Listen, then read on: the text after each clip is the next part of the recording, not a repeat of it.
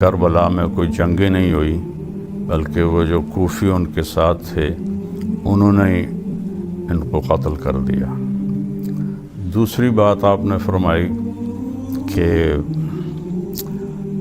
کربلا تو کوفے کے راستے میں آتا ہی نہیں، کربلا دمشق کے راستے میں آتا ہے۔ تو یہ میں نے دونوں نقشے گوگل سے نکلوا کر ان کو بڑا کر کے آپ کی خدمت میں پیش کیے ہیں۔ نہ میرا ارادہ کوئی مناظرے کا ہے اور نہ ہی میں نے کبھی یہ اسلوب سیکھا ہے، صرف اپنی معلومات آپ تک پہنچانے کے لیے، منوانے کے لیے بھی نہیں، قائل کرنے کے لیے بھی نہیں، لیکن اہل بیت سے جو میرا ایک تعلق جڑا ہوا ہے اور اللہ نے مجھے ان کی ایک محبت دی ہے۔ لیکن میں بھی مانتا ہوں کہ یزید نے امام حسین علیہ السلام کے قتل کا حکم بالکل نہیں دیا تھا، نہ ہی وہ اس پہ راضی تھا، لیکن جنہوں نے قتل کیا تھا ان کو تو سزا دے سکتا تھا۔ تو میں سارے اپنے بہن بھائیوں سے کہتا ہوں جو میری بات سن رہے ہیں کہ اللہ کے واسطے اگر آپ اللہ کے نبی کی اولاد کا دفاع نہیں کر سکتے ہو تو پھر خاموش رہو، آپ یزید کے دفاع میں مت لگو، اس کا معاملہ اللہ پہ چھوڑو۔ ہم بھی اس کے لیے کوئی یہ فیصلہ ہرگز نہیں کرتے، وہ فیصلہ میرے اللہ کا ہے، یغفر لمن یشاء ویعذب من یشاء، لیکن وہ امام حسین کے قاتلوں کو سزا نہیں دی، یہ اس کا جرم عظیم ہے، جرم عظیم ہے، جرم عظیم ہے۔ السلام علیکم ورحمۃ اللہ وبرکاتہ۔ بسم اللہ الرحمن الرحیم، والصلاة والسلام علی سیدنا و مولانا محمد وعلی آلہ و اصحابہ اجمعین، اما بعد۔ محترم جناب مولانا عطاء اللہ بندیالی صاحب اور تمام معزز سامعین، بہن بھائی، بچے بچیاں جو بھی سن رہے ہیں، اس وقت خاص طور پر میں آپ سے مخاطب ہوں۔ میں سوشل میڈیا دیکھتا نہیں ہوں کہ مجھے سر میں درد ہو جاتا ہے، تو ویسے ان کے ٹائٹل کبھی کبھی دیکھ لیتا ہوں۔ آج میں نے ایک ٹائٹل دیکھا جو جناب کی طرف سے لگا ہوا تھا کہ کربلا میں کوئی جنگ نہیں ہوئی، تو اس پہ میں ذرا حیران ہوا، ششدر ہوا، تو میں نے اس کو، وہ تھا بھی 8 منٹ کا، تو وہ میں نے سارا سنا، جس میں آپ نے ایک تو جمہور امت سے ہٹ کے بات کی کہ کربلا میں کوئی جنگیں نہیں ہوئی بلکہ وہ جو کوفی ان کے ساتھ تھے انہوں نے ان کو قتل کر دیا۔ دوسری بات آپ نے فرمائی کہ کربلا تو کوفے کے راستے میں آتا ہی نہیں، کربلا دمشق کے راستے میں آتا ہے۔ تو یہ میں نے دونوں نقشے گوگل سے نکلوا کر ان کو بڑا کر کے آپ کی خدمت میں پیش کیے ہیں۔ نہ میرا ارادہ کوئی مناظرے کا ہے اور نہ ہی میں نے کبھی یہ اسلوب سیکھا ہے، صرف اپنی معلومات آپ تک پہنچانے کے لیے، منوانے کے لیے بھی نہیں، قائل کرنے کے لیے بھی نہیں، لیکن اہل بیت سے جو میرا ایک تعلق جڑا ہوا ہے اور اللہ نے مجھے ان کی ایک محبت دی ہے، میری ماں بھی اہل بیت میں سے ہے، باپ میرا راجپوت ہے، تو میں پچھلے 30 سال سے ان کے نغمے گا رہا ہوں۔ جب بھی محرم آتا ہے تو میں آپ کے صرف وہ عنوان دیکھتا ہوں جس میں آپ یزید کا بڑا دفاع فرما رہے ہوتے ہیں اور کربلا کے واقعہ کی شکل بالکل تبدیل فرما رہے ہوتے ہیں، جو کسی مستند کتاب میں نہیں ہے۔ تو پہلی تو میں یہ گزارش کروں گا کہ آپ اس نقشے پہ غور فرمائیں کہ یہ مکہ سے راستہ چلتا ہے اور یہ جاتا جاتا جاتا یہ جا کے کربلا ہے سرخ نشان، اور اس کے ساتھ نجف لکھا ہوا ہے، اس کے ساتھ ہی کوفہ ہے۔ تو جو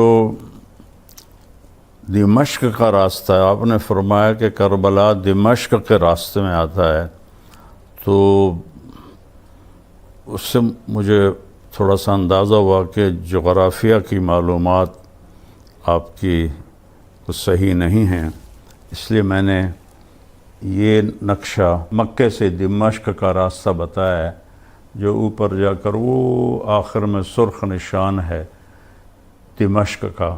تو اس میں کہیں بھی راستے میں کسی جگہ پر بھی کربلا نہیں آتا۔ یہ راستہ مدینے سے تبوک اور آگے جا کے اردن میں داخل ہوتا ہے، اور اردن سے پھر یہ شام تک چلا جاتا ہے، اور یہ راستہ مکہ سے مدینہ کے اوپر سے ہوتا ہوا حائل اور یہ سکاکا اور عرعر اور یہ سرخ نشان کربلا، یہ نجف اور کوفہ، ان کے درمیان میں 6 کلومیٹر کا فاصلہ ہے، یہ ساتھ ساتھ ہی ہیں۔ تو ایک تو یہ آپ کی خدمت میں گزارش کرنی تھی کہ یہ آپ کی معلومات غلط ہیں کہ کربلا کوفہ کے راستے میں آتا ہی نہیں۔ بڑی حیرت ہوتی ہے، آپ اتنے ذمہ داری سے بات کر رہے ہوتے ہیں، لیکن وہ بالکل غلط ہے۔ آپ خود نقشہ اٹھا کے دیکھیں۔ میرا حاشا وکلا کوئی مقصد تنقید نہیں ہے۔ ان اريد الا الاصلاح ما استطعت وما توفیقی الا باللہ علیہ توکلت والیہ انیب۔ ایک یہ بات آپ کی خدمت میں عرض کرنی تھی۔ دوسرا یہ عرض کرنا تھا کہ آپ نے فرمایا کہ امام حسین تو کوفے والوں کو سمجھانے آئے تھے کہ تم یزید کی بیعت نہ توڑو اور یزید کی بیعت پہ قائم رہو۔ انہوں نے توڑی کب تھی جو آپ ان کو نصیحت کرنے جا رہے تھے؟ پھر آپ نے فرمایا کہ وہ پھر کوفہ سے جب دمشق چلے تو اس کی کوئی تاریخی سند کوئی نہیں، کوئی ثبوت کوئی نہیں، کسی کتاب میں کوئی نہیں، کسی ذمہ دار عالم نے، مورخ نے، محدث نے یہ بات ذکر نہیں کی کہ آپ کو تو کربلا سے آگے جانے ہی نہیں دیا گیا، وہیں ذبح کر دیا گیا، تو وہ کوفہ کیسے پہنچ گئے؟ پھر کوفہ سے وہ دمشق جانے لگے تو ان کوفیوں نے سوچا یہ تو ہمارے خط جا کے یزید کو دکھا دے گا، وہ تو ہمیں قتل کرا دے گا، تو انہوں نے سب کو کاٹ دیا اور ان کو قتل کر دیا، جنگ تو ہوئی نہیں۔ تو پھر یہ جو 1400 سال سے وہاں سب کے مزارات ہیں، سب کی قبور ہیں، اس کو جھٹلائیں، سارے مورخین کو جھٹلائیں۔ آپ جس حوالے سے بات فرما رہے ہیں وہ حوالہ کون سا ہے؟ پھر اگلی بات، آپ فرماتے ہیں کہ یہ واقعہ کربلا ابو مخنف لوط بن یحییٰ کی ساری داستان ہے، اور وہ کذاب ہے۔ میں بھی کہتا ہوں کذاب ہے، متروک ہے۔ تو جب وہ اس سارے واقعے کا راوی ہے تو پھر تو اس کی کسی چیز سے آپ استدلال نہیں فرما سکتے، لیکن آپ امام حسین علیہ السلام کی 3 شرطوں پر اتنا آپ زور سے بولتے ہیں، وہ بھی تو ابو مخنف کی روایت ہے، اسی کذاب کی روایت ہے۔ اگر باقی سارا قصہ جھوٹا ہے تو یہ 3 باتیں کہاں سے سچی ہو گئیں؟ ان کا راوی بھی وہی لوط بن یحییٰ ہے۔ تو تھوڑا آپ اس پہ غور فرمائیں، اور اس پہ ذرا بالکل میری ایک عاجزانہ اپیل ہے۔ دیکھیں میں ہاتھ جوڑ رہا ہوں، آپ ایک معزز خاندان سے تعلق رکھتے ہیں، تو آپ اس پر غور فرمائیں کہ کیا پھر یہ محل اشکال نہیں ہے کہ ان 3 شرطوں کو جو امام حسین علیہ السلام کی طرف منسوب کرتے ہیں اس کا راوی بھی تو ابو مخنف ہے، لوط بن یحییٰ ہے، اور تو کوئی نہیں ہے۔ اور پھر یوں جنگ کا انکار کر دینا، اور بالکل کہ وہ ہوئی نہیں تھی۔ من العجائب والغرائب ہے آپ کی یہ بات۔ آپ اس کا کوئی سند بتائیں، کوئی ثبوت بتائیں۔ ممکن ہے آپ نے بھی کسی ابو مخنف جیسے سے یہ کہانی لے لی ہو کہ جنگ ہوئی نہیں، یہ آپ کیا کر رہے ہیں مولانا صاحب؟ اللہ تعالیٰ جس کو چاہے جنت میں ڈال دے، یزید جنتی ہے یا دوزخی ہے، یہ تو بحث ہی نہیں ہے۔ یہ تو یغفر لمن یشاء ویعذب من یشاء، جس کو چاہے جنت میں ڈال دے، جس کو چاہے جہنم میں ڈال دے، یہ تو ہمارا مسئلہ ہی نہیں ہے، وہ اس کی مغفرت ہے۔ وسعت رحمتی کل شیء، تو وہ تو کا مسئلہ بحث سے خارج ہے، اس کی بخشش ہے، چاہے معاف کر دے، چاہے وہ پکڑ لے۔ باقی آپ جو اول جیشن یغزو مدینۃ قیصر مغفور لہم کی آپ بات فرماتے ہیں، میں آپ کو حدیث صحیح سناتا ہوں کہ آپ نے فرمایا جو ہر نماز کے بعد آیت الکرسی پڑھتا ہے تو اس کے اور جنت کے درمیان صرف موت ہوتی ہے اور کوئی نہیں ہوتی۔ اب ایک آدمی 5 وقت نماز پڑھتا ہے، ہر نماز کے بعد آیت الکرسی پڑھتا ہے، کام اس کا حرام ہے، سود وہ کھاتا ہے، زنا وہ کرتا ہے، شراب وہ پیتا ہے، جھوٹ وہ بولتا ہے، تو کیا اس حدیث کے مطابق وہ جنت میں جا سکتا ہے؟ اللہ چاہے تو لے جائے، کوئی اس میں اللہ کے لیے کوئی شے بعید نہیں، لیکن جو شریعت کا ایک قانون ہے، ایک بات کے ساتھ اور کئی چیزوں کو ملا کے پھر نتیجہ نکالا جاتا ہے۔ تو آپ نے یزید کے بارے میں کہا کہ وہ اس کا امیر تھا لشکر کا، لیکن میں بھی مانتا ہوں کہ یزید نے امام حسین علیہ السلام کے قتل کا حکم بالکل نہیں دیا تھا، نہ ہی وہ اس پہ راضی تھا، لیکن جنہوں نے قتل کیا تھا ان کو تو سزا دے سکتا تھا۔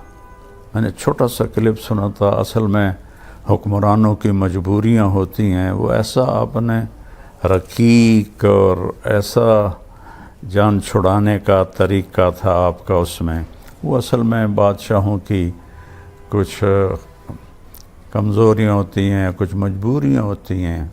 اہل بیت کے قاتلین کو قتل نہ کرنے میں کیا مجبوری تھی؟ یزید تو کوئی 90 لاکھ مربع میل پر حکومت کرتا تھا، اور 3-4 ہزار کو قتل کروانا، اور ابن زیاد کو، عمر بن سعد کو قتل کروانا، اس کے لیے کیا مشکل تھا؟ 3 بر اعظم پر اس کی حکومت تھی۔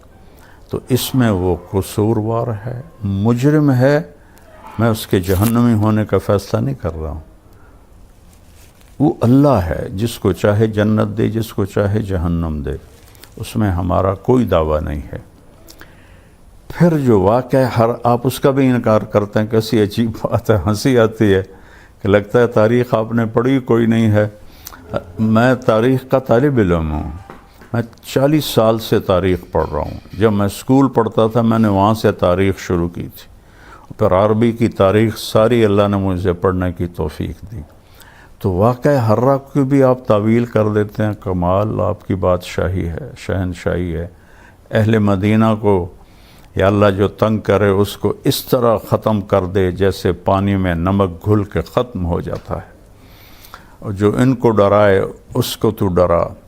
تو اس کمبخت نے تو 3 دن مدینے کو حلال کر دیا، اور مسلم بن عقبہ مری، اس خبیث نے صحابہ کی اولاد کو قتل کیا، صحابہ کو قتل کیا۔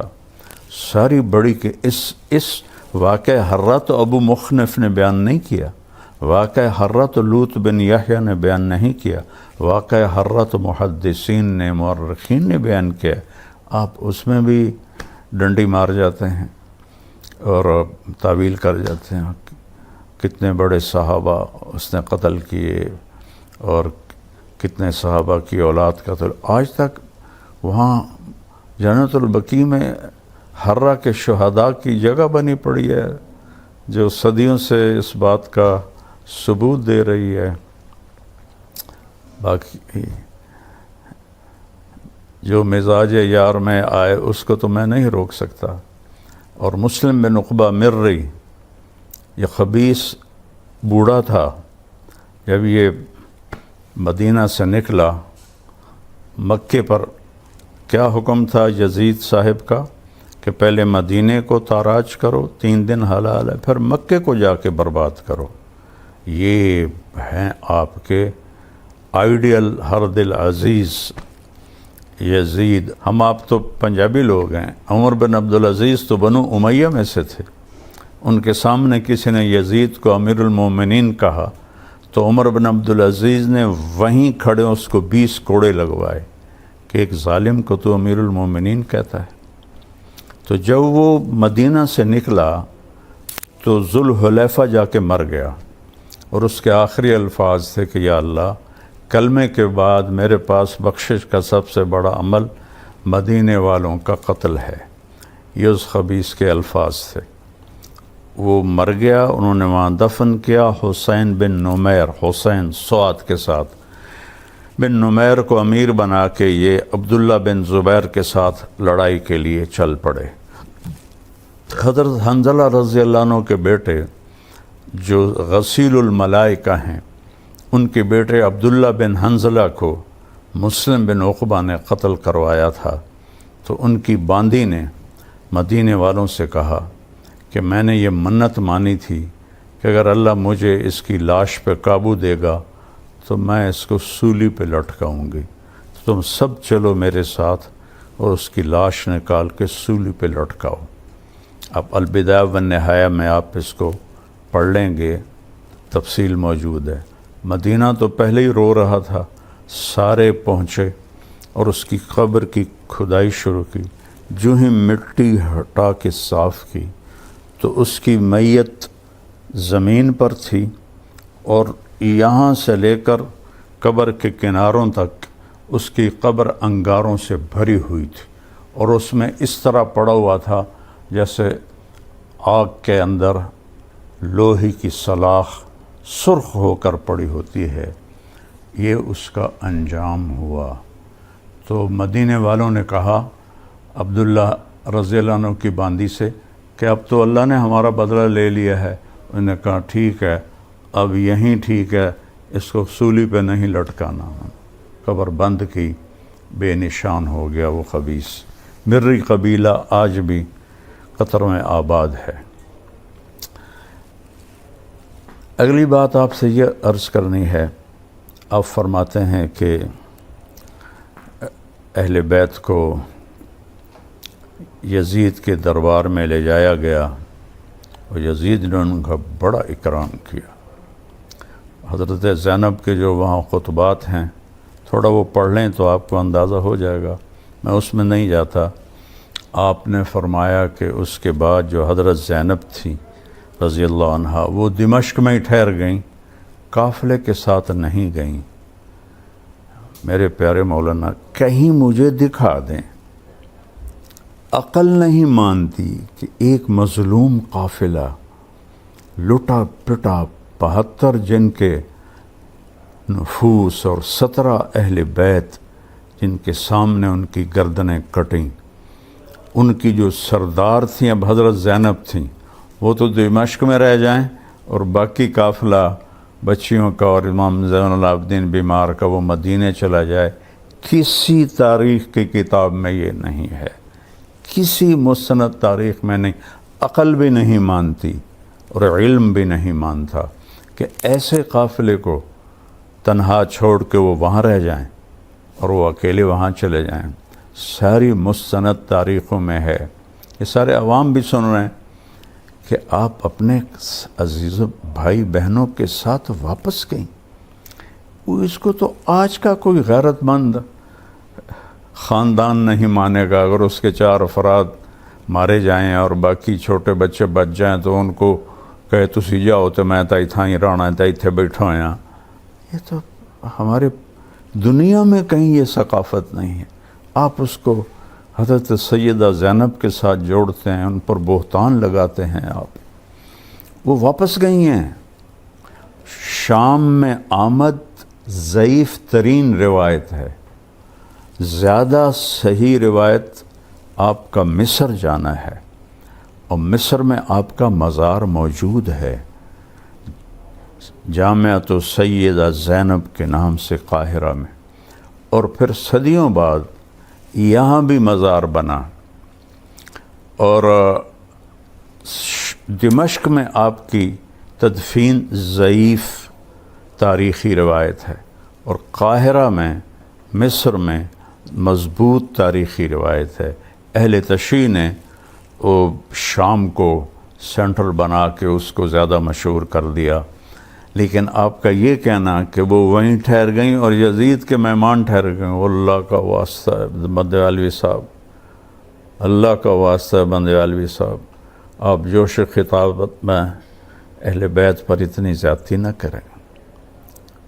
ان کا اللہ سے بہت قریبی تعلق ہے. حضرت ام سلمہ کی روایت کہ وہ 10 محرم کو عصر کے قریب سوئی ہوئی تھیں تو خواب میں دیکھا اللہ کے نبی، پراگندہ بال، سر میں مٹی پڑی ہوئی اور چہرے پر بھی مٹی. تو انہوں نے پوچھا یا رسول اللہ آپ کو کیا ہوا؟ ما شأنک یا رسول اللہ؟ فرمایا ام سلمہ حضرت مقتل حسین، اے ام سلمہ میں حسین کی شہادت کو دیکھ کے آ رہا. یہ 1400 سال کے سارے بے وقوف ہیں جنہوں نے کربلا میں فرضی مزار بنا دیے. اچھا چلو وہ پھر قبریں ہی بتا دیں، جس راستے میں ان کو قتل کیا گیا تو وہاں قبریں تو بنی ہوں گی، کوئی قبروں کی نشانی بتا دیں کہ آپ کو ہمیں، چلو ہم وہاں جا کے ان کی زیارت کر لیں.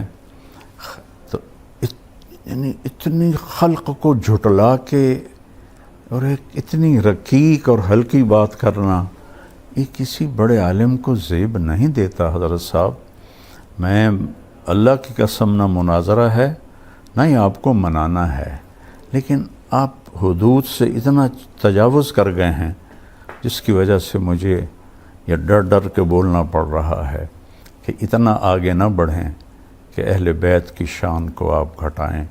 اور ایک فاسق و فاجر جس کو اس کا اپنا رشتہ دار عمر بن عبدالعزیز 20 کوڑے مروائے کہ تو نے یزید کو امیر المومنین کیوں کہا ہے. باقی جنت دوزخ کا فیصلہ اللہ نے کرنا ہے. یا بنی اسرائیل کے 100 آدمیوں کے قاتل کو معاف کر دیا، اس کو طوائف کو پیاسے کتے کو پانی پلانے پر معاف کر دیا، تو اس کی مغفرت تو ایک اور چیز ہے. لیکن حقائق پر میں آپ کے ساتھ تھوڑی بات کرنے کی جرت کی ہے، چونکہ میں نے یہ پہلی دفعہ سنا. آج میں وہاں سے گاؤں سے اپنے فیصل آباد آ رہا تھا تو راستے میں نے ایسے ہی کھولا تو کربلا میں کوئی جنگ نہیں ہوئی، تو میرا میٹر گھوم گیا کہ یہ کیا کہہ رہے ہیں، کیا فرما رہے ہیں. 14 صدی کی تاریخ کو جھٹلا رہے ہیں، اور سارے کروڑوں لوگ وہ اندھے بھی ہیں، بے وقوف بھی ہیں، ان پڑھ بھی ہیں، اور صرف آپ کے پاس سے ہے یہ روایت ہے.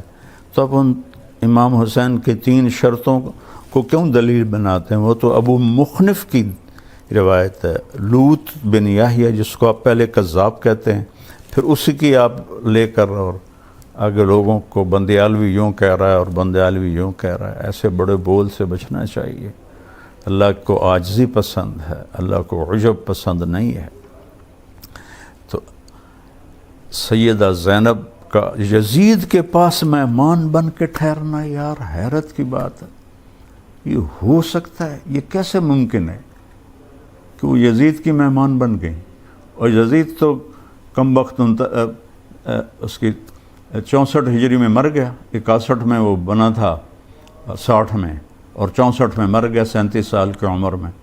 تو حضرت سیدہ زینب تو بہت بعد تک وہاں رہی ہیں، اگر رہی ہیں. اصل صحیح روایت مصر کی ہے، یہ شام کی روایت اہل تشیع کی ہے. تو لہٰذا بس یہ چند گزارشات تھیں. آپ برائے مہربانی جس کو اونچا کریں جس کو نیچا کریں آپ کو اختیار ہے، لیکن یہ جو آپ کا تقابل ہے کہ کربلا میں جنگ کوئی نہیں ہوئی اور پانی بند نہیں کیا گیا اور وہ اندر ہی جو ملے ہوئے تھے انہوں نے قتل کر دیا، بھلا آدمی بات کرنے سے پہلے سوچے تو صحیح کہ کیا عقل بھی اس کو ماننے کے لیے تیار ہے؟ کوفہ تو وہ گئے ہی نہیں، کوفہ سے دمشق جا رہے تھے، اور یہ میں نے دمشق کا نقشہ نقل کیا، مکے سے دمشق کے راستے میں کہیں کربلا آتا نہیں، اور آپ نے فرمایا ہے کہ دمشق جاتے ہوئے کربلا آتا ہے، کوفہ جاتے ہوئے کربلا نہیں آتا۔ تو میں سارے اپنے بہن بھائیوں سے کہتا ہوں جو میری بات سن رہے ہیں کہ اللہ کے واسطے اگر آپ اللہ کے نبی کی اولاد کا دفاع نہیں کر سکتے ہو تو پھر خاموش رہو، آپ یزید کے دفاع میں مت لگو، اس کا معاملہ اللہ پہ چھوڑو۔ ہم بھی اس کے لیے کوئی یہ فیصلہ ہرگز نہیں کرتے، وہ فیصلہ میرے اللہ کا ہے، یغفر لمن یشاء ویعذب من یشاء، لیکن وہ امام حسین کے قاتلوں کو سزا نہیں دی، یہ اس کا جرم عظیم ہے، جرم عظیم ہے، جرم عظیم ہے اور ناقابل معافی جرم ہے، اور مدینے پر اس نے حملہ کروایا اور صحابہ کی اولاد کو قتل کروایا، یہ اس کا جرم عظیم ہے۔ پھر وہ لشکر مکے پہنچا یزید کے حکم پر، حسین بن نمیر کی قیادت میں، وہ وہاں جا کے انہوں نے جب وہ مکے کا محاصرہ کیا تو خبر آ گئی کہ یزید مر گیا ہے، تو حضرت عبداللہ بن زبیر نے کہا کہ حسین بن نمیر سے مات طاغیتکم، تمہارا طاغیہ تمہارا فرعون مر گیا ہے، یہ عبداللہ بن زبیر کے الفاظ ہیں۔ تو میں نے جو کچھ کہا ہے بہت احتیاط سے کہا ہے، پھر بھی اگر اس میں آپ کی شان میں کوئی گستاخی ہوئی ہو، یہ میں سب کے سامنے آپ سے ہاتھ جوڑ کے معافی مانگتا ہوں، میرا مطلب آپ کی دل آزاری نہیں ہے۔ اللہ سے دعا کرتا ہوں کہ اللہ آپ کو یزید کا وکیل بننے کی بجائے اہل بیت کا وکیل بنائے، اور جتنے میرے بہن بھائی بچے بچیاں سن رہے، اللہ کرے میری بات ان کے دل میں اتر جائے۔